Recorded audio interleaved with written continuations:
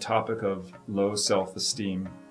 She asks if you can explain what low self-confidence and self-esteem is, and how does one go about fixing this problem? It says if one has this problem, it's really difficult to go and live in the moment, especially when it comes to relating and communicating with others. You're always worried about what other people think. How would you recommend one gets over this low self-confidence? Okay, let's discuss how such a situation comes to be.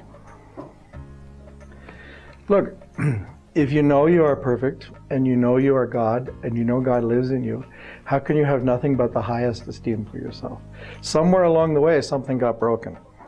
How did it get broken? You know, you watch kids play, and kids know that they have superpowers. Yeah? And they play, and they can fly, and they can jump, and they can do all these things. They don't feel limited in their consciousness at all. But someone comes along and says to them, well, you know you really can't fly. Now maybe it's the mother and doesn't want them to, jump off something high or get hurt or something like that. But somebody along the way, somebody told you that you were not this, or you were not that, or you couldn't do this, or you couldn't do that. And you started believing it. And it starts very young. And sometimes it starts very indirectly. It starts through an indirect criticism, where somebody says something negative to you about the way you act, about the way you look. So unless, when you're a parent, and first image child forms is from the parent, right? Then you grow up and you start forming an image from your friends. And then you go out in the world and you start forming an image from the feedback you're getting from other people. That's the normal routine. So the parents, firstly, have to act from a complete place of love and honoring. You can explain to your child why they shouldn't jump off the roof of a building without telling them that they can't fly. Now you're thinking he's not making sense. Well, now I'll make sense. Have you ever had the experience when you're falling asleep at night that you close your eyes and you have that floaty feeling and you almost feel like you're floating out of your body? And sometimes when you're falling asleep, your body jerks like this and you feel yourself pull back. Because actually what's happening in that moment is your subtle body is separating from your physical body. But there's a moment of fear because you feel like you're falling, or you feel that sense of, and you pull back. Kids experience it very naturally. I remember when I was little, I would lie in bed, I would lift up off my bed, I would fly out the window, I would fly all over the city, I would come back. I told my kids from a very early age that everybody can fly. It's just your physical body doesn't fly, but you fly. So the littlest things start to shut kids down on many levels. Deciding, it can be when the kid gets older, deciding what the kid should wear, or telling them what they're wearing is no good, right?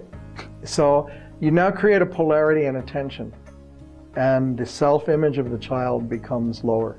Then you get to school, and kids are merciless with each other. Have you observed how kids interact with each other? Constantly putting each other down, making fun of each other, poking each other constantly. If the self-knowledge and the self-esteem is not firmly rooted, and the security isn't firmly rooted in that child, at that point when they're under the assault of their peers, and there's all that jockeying for position, right? Who's with who, and who's my friend, and who's not my friend, and which group am I going to be with, and all of this. It's a searching for identity that people go through. Then you get to the next level, which is you get older, and now you have professional relationships. You have judgments and feedback from other people. And the problem is we are trained to always look how the other person is reacting to us. So you say something, and the other person goes like this, and then you change what you say, and then the other person goes like this. It's a very subtle, nonverbal situation where you're taking cues from the other person. The problem with that is if you find your identity from what others think about you or feel about you, then you have lost your own sense of self-identity. The last thing is self-abuse. You don't need someone else to abuse you to have low self-esteem. Once you're in a cycle of self-esteem, cycle of self-abuse happens. This may take the form of cutting. Some people cut themselves, is a form of self-abuse to just, you get so shut down and so feeling that you're nothing, that in order to feel something, to have some identity. It also comes with people who have serial relationships, that they want to sleep with this person and that person looks hot and that person is juicy and I want to be with that person, and they want that kick, you know, of that juice that comes when you first get with somebody, and there's that energy that happens, right? And it feels good.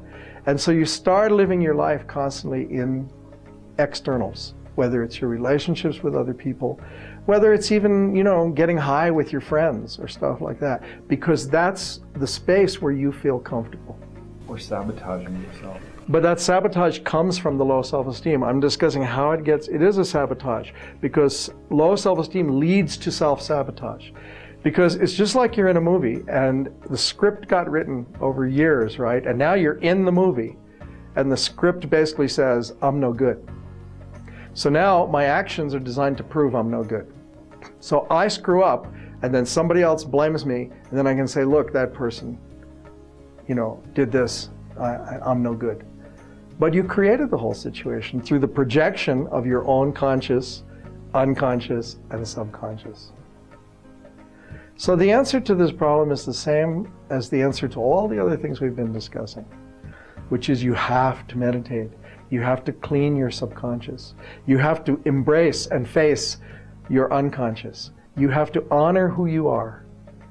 And then you have to consciously work on yourself. You know, jap, tap, sanjam, Gurbani says, right?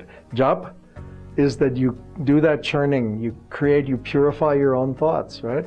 Tap, you create that heat in your body, that tapasya, you through the power of your own action, your own discipline. And sanjam is your self-discipline, that you are able to work on yourself, to keep your mind clean, to keep yourself clear, to keep yourself neutral. But all of this low self-esteem, you have to go through a healing. And that healing requires three things. It requires first that you recognize there's a problem. Secondly, that you want to get rid of it. And thirdly, that you're willing to let it go. Because the problem is you love it a lot because it has served you for 20 years or however many years. You are caught in that, you know, situation. It gives you some satisfaction. So you have to be willing to break it and give up your attachment to your own insecurity.